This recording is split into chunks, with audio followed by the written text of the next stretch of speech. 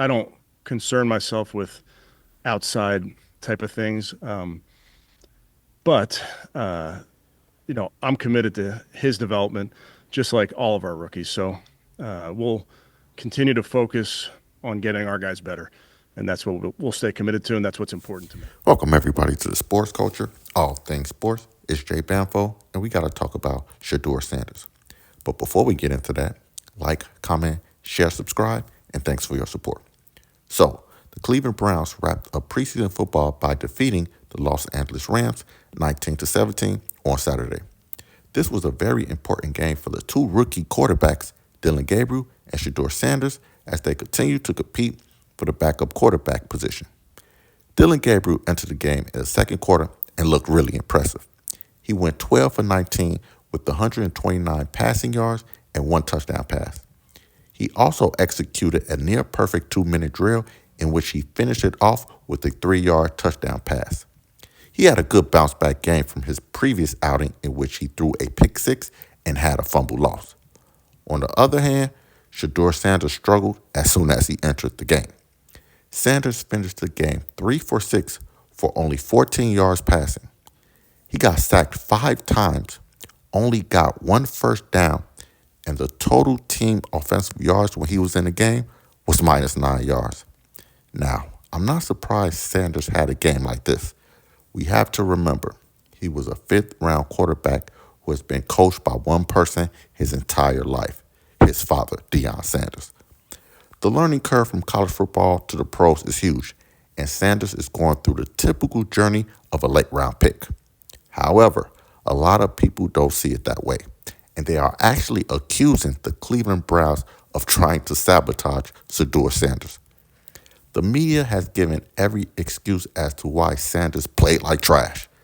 They said that the offensive line played bad, was upset that a 4th-string quarterback had to play with other 3rd and 4th-string players, and because he was taken out of the game and replaced by Snoop Huntley, he couldn't redeem himself by executing a 2-minute drill. Now, let me dissect each one of those points. First of all, the offensive line did not play bad. Sanders held on to the ball way too long, which led them to being sacked 5 times. He did the same thing at Colorado, so it wasn't that surprising to see him do it versus the Rams.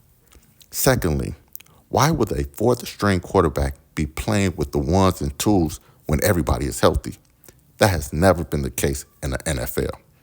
Also, if Sanders is playing with 3s and 4s on offense, the opposing team is also playing with 3s and 4s, so everything is on an even playing field. If Sanders was actually that good, he would be able to elevate his teammates no matter what skill level they have. And lastly, Sanders was removed from the game by Coach Stefanski and replaced by Snoop Huntley, a veteran quarterback. He actually led the Browns down the field, and they were able to win on a field goal.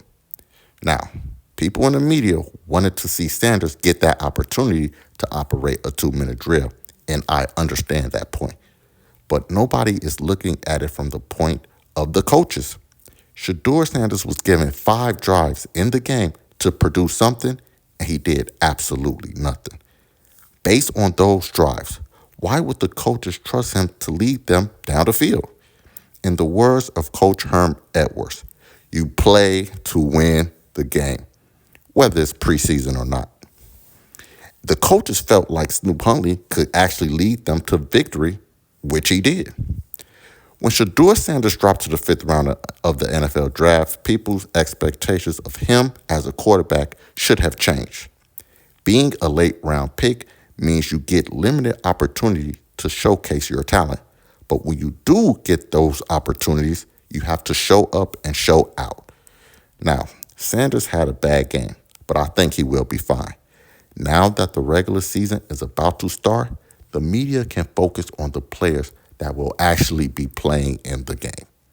Sanders can continue to grow as a player and a person on the sidelines, and we must understand that there is nothing wrong with that.